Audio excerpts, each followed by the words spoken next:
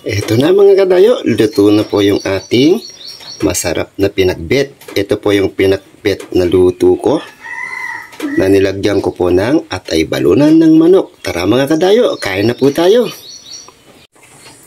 Magandang tanghali mga kadayo. Ngayong tanghali po ay magluluto po tayo ng pinakbet. Ito po yung ating gulay, bawang sibuyas po natin at yung ating pampalasa. Sa puntong ito mga kadayo ay atay balunan po ng manok ang ating ilalagay. Tara mga kadayo, samahan nyo na ako magluto.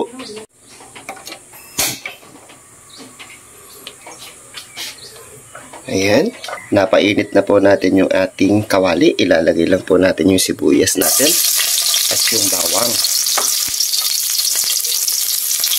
First time po magluto mga kadayo, no? Na atay balunan po ang ilalagay natin dito sa ating masarap na pinakbet.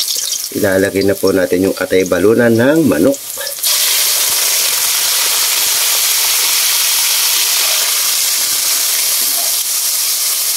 Ayan. Takpan lang po natin mga kadayo, no? Para medyo maprito po yung ating atay balunan. Habang sinasangkot siya po natin yung ating pinakbet mga kadayo, tignan po natin muna itong mga bunga ng passion fruit. Ayan, ang laking puno po nito, no? May mga bunga na po siya.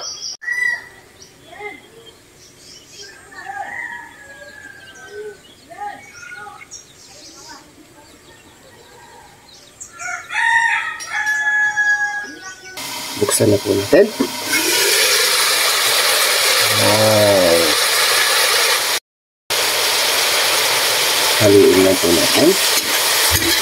Napiprito na po yung ating atay balunan.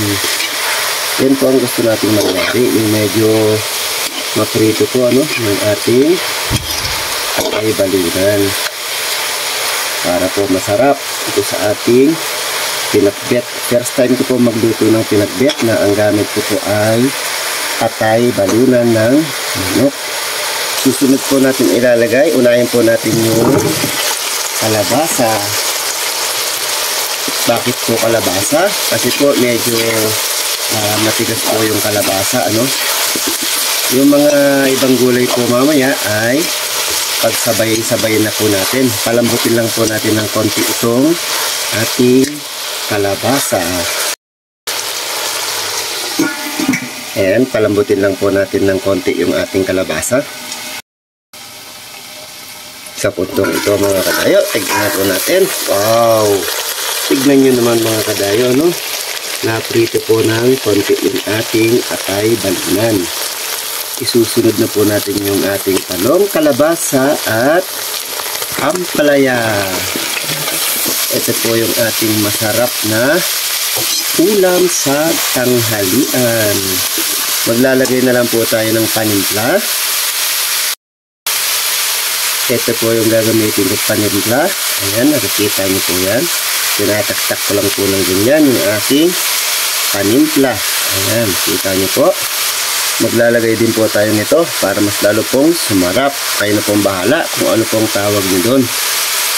Maglagay lang po ako ng konting tubig para lang po lumambot yung ating mga gulay.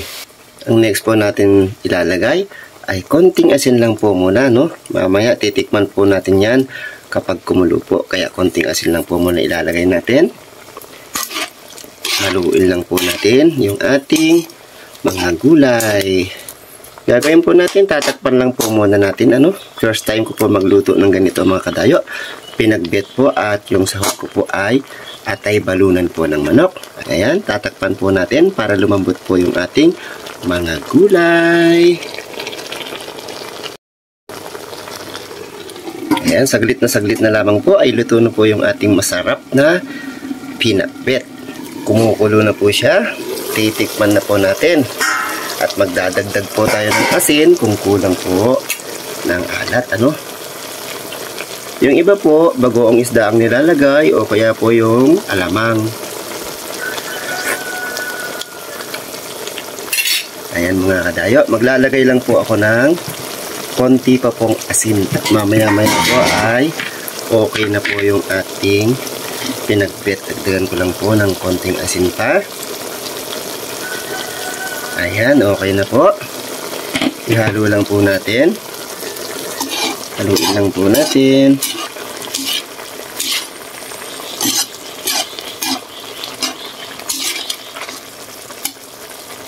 Tikman na po natin. Ayan, okay na po yung lasa ng ating masarap na pinakbet.